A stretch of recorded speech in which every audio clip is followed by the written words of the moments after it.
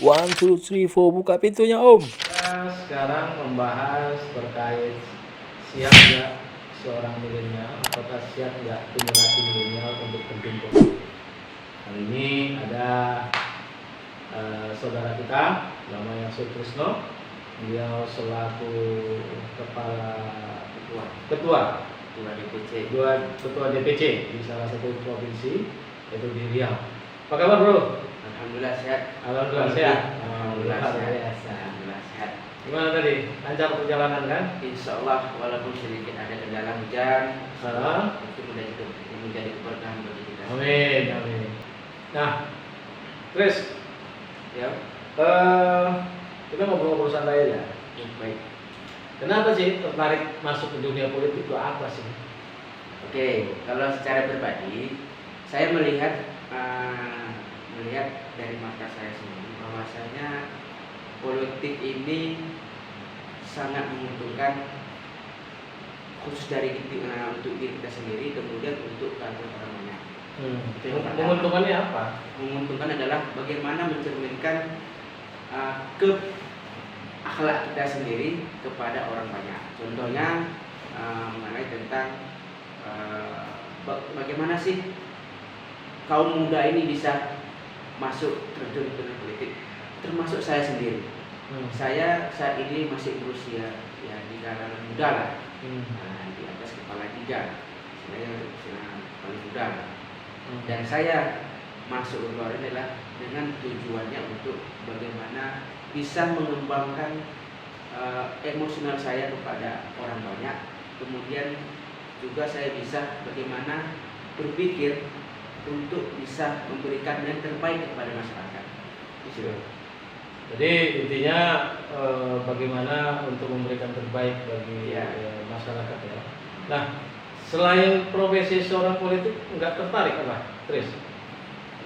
Kalau Kan banyak untuk bermanfaat masyarakat, misalnya jadi guru, ya, kemudian apa lagi, menjadi tim pengajar, dosen, itu juga bermanfaat juga bagi masyarakat. Kenapa harus ke politik? Oke, baik. Kenapa harus kita berpolitik? Kenapa nggak harus memilih selain politik? Nah, kalau diri saya sendiri, saya kan sekarang ini adalah sebagai guru. Ya. Kalau kita kaji sebelumnya, di zaman Rasulullah aja sudah ada namanya ilmu politik. Iya, betul. Dalam ilmu pendidikan ada politik. Ya. Dalam ilmu sosial ada politik.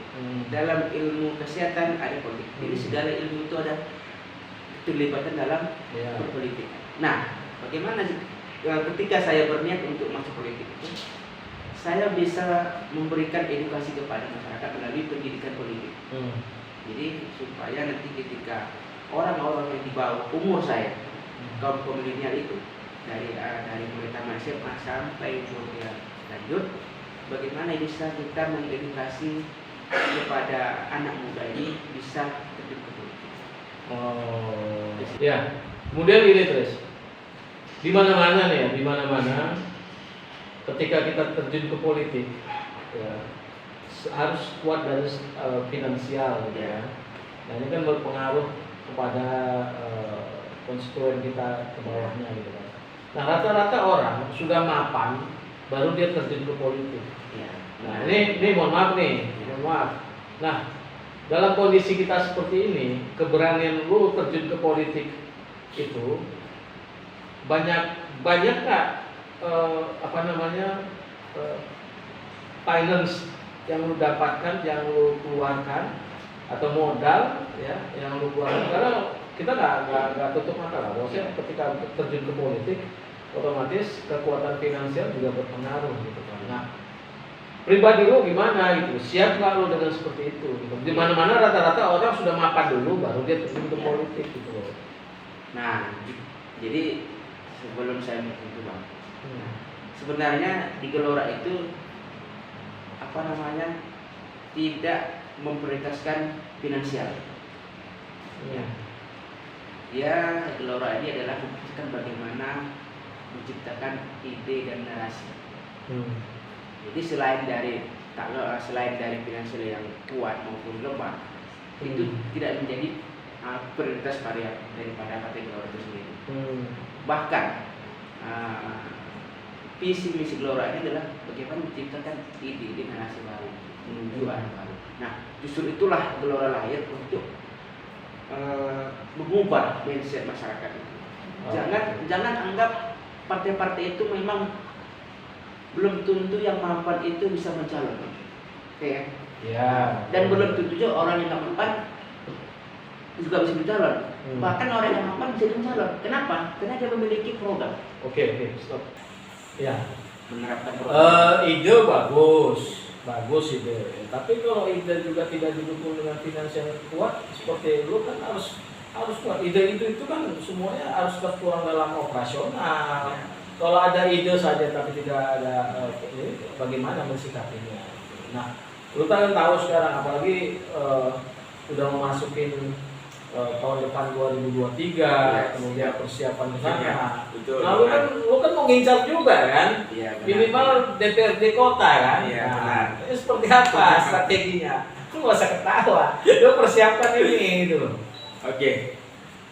Kalau secara pribadi, memang kalau untuk finansial, ya, saya mungkin ya terserah nih. Nah, karena kita melihat dari sisi finansial memang belum siap. Ya, belum siap. Dalam arti kata, bukan kita belum siap fisik, ya. finansial.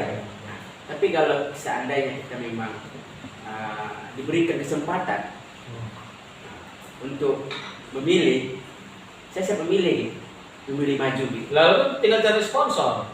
Nah itu tadi, karena kan saya punya ide, saya punya program, nanti saya akan menjalin bersama dengan para stakeholder yang lain nih. Bagaimana supaya menciptakan ide ini untuk bermanfaat bagi Tapi yang lain. lu siap untuk 2024 untuk maju? Insya Allah siap. Gelora menang 2024. Oh bahaya.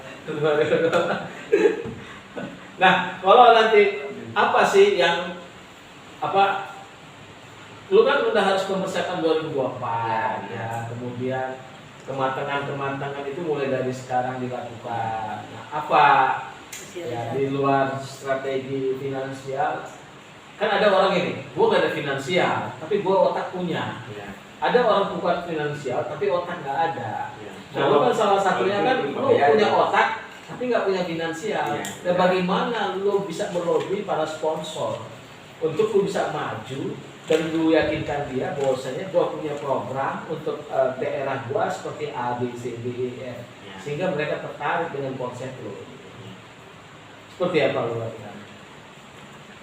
Ya, seperti pendekatan. Ya, Pendekatan kepada masyarakat, kemudian kita menciptakan edukasi, edukasi sosialisasi kepada masyarakat. Nah, memang sih kalau dilihat dari dua program ini pasti butuh finansial. Ya, gitu. Ya, memang kita harus memang harus dikeluarkan kan. Ya. Tapi untuk seperti ketika saya memang betul-betul ya calon gitu ya. Nah, karena di Gelora itu Bang, istilah calon itu tidak ada. Jadi di Gelora itu istilahnya BCAD. BCAD apa Ya, BCAD? BCAD itu bakal calon anggota dewan. Oh, bakal calon anggota dewan. Karena memang di anggota dewan. Oh. Karena duduk di parlemen, bukan anggota legislatif. Ya. Tapi kan partai yang lu usung sekarang ini kan butuh ekstra keras untuk bisa masuk. Ya, justru itu Bang. Makanya kami semua satu pemikiran. Bagaimana menciptakan. Nah, pola pikir lo yang dengan yang lain sama nggak? Jangan. Ya contoh begini. Kenapa gue tertarik dengan para milenial ke politik? Kenapa yang gue bahas ini? Bahasa milenial dengan orang yang di atas itu nyambung nggak sih?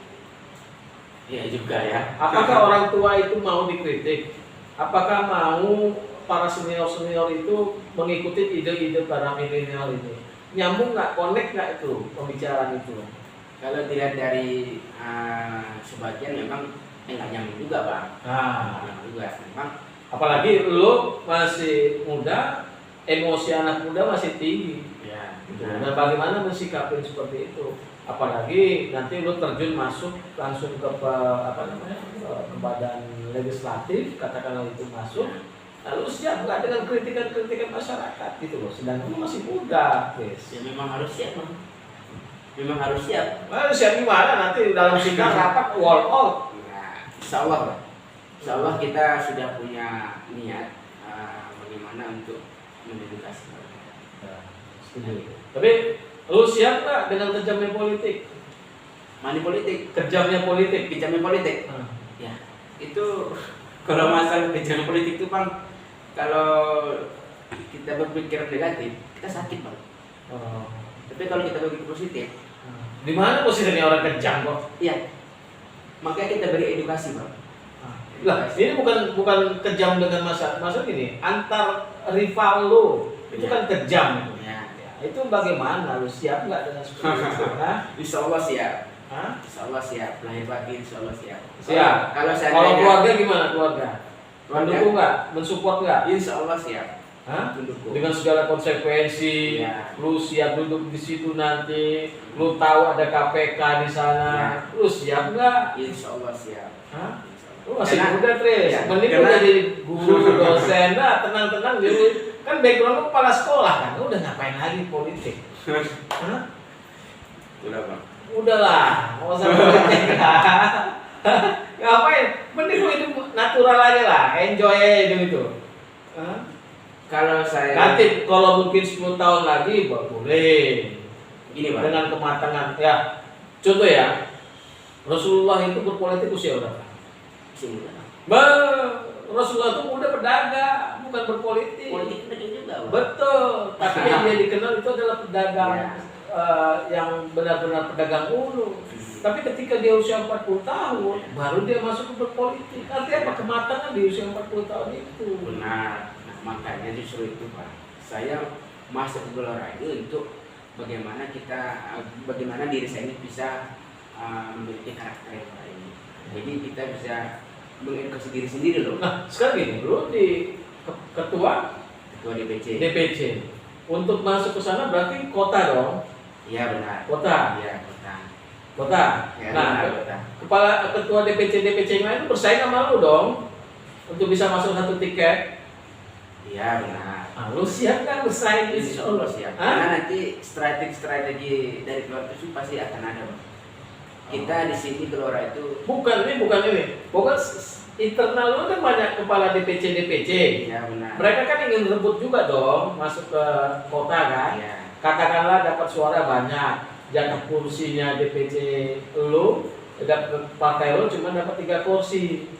DPC kan banyak nih. Iya, Nah, nah. di antara lu itu siap nggak itu masuk ke situ? Lu bersaing antara internal. Siap Pak. Siap lahir batin Bang. Siap. Kalau bersaing itu ya memang itulah dunia politik tadi. Nah itu yang maksud gua, itu kejam sama sesama teman aja lu bisa disikat gitu loh. Apalagi sama rival lu. Itu maksud gua, Tes. Jadi artinya background lu juga seorang santri, ex santri juga harus dilihatkan di masyarakat. Benar. Ya, santri itu kan nggak harus menjadi seorang ustadz. Iya benar. Dia boleh berpolitik, dia menjadi seorang polisi boleh, menjadi seorang TNI boleh, menjadi seorang eksekutif boleh, menjadi seorang pengusaha boleh, Iya. bebas-bebas aja. Gitu. Nah, pesan gua ya lo harus siap-siap dengan itu, apalagi persiapan di 2024. Seperti itu. Gerak-gerakan lo harus diperhatikan. Ya, terus no, mudah-mudahan niat lo, cita-cita lo, Amin. ya gua doain lo di partai politik lurus saja. Amin. Ya. Insyaallah. Kemudian ketika nanti duduk di parlemen lo juga harus baik-baik aja. So artinya sahabat semuanya, kita boleh beda pandangan politik tapi kita tetap satu. Ya. Jadi dan juga jangan terlalu pede Ya. ya untuk bisa kita melampaui atau mendapatkan sesuatu yang kita raih bersama. Confident, percaya diri boleh, tapi tetap kaki harus injak di bumi. Nah, itu pesan kita. Dan sahabatku semuanya, hari ini kita sampai di sini. Jangan lupa di subscribe, like, and share. Semoga hari pembicaraan kita hari bermanfaat untuk kita semuanya. Terima kasih. Semoga kita kembali lagi nanti di hari yang lain. Dan saya akhiri, assalamualaikum warahmatullahi wabarakatuh. Waalaikumsalam warahmatullahi wabarakatuh.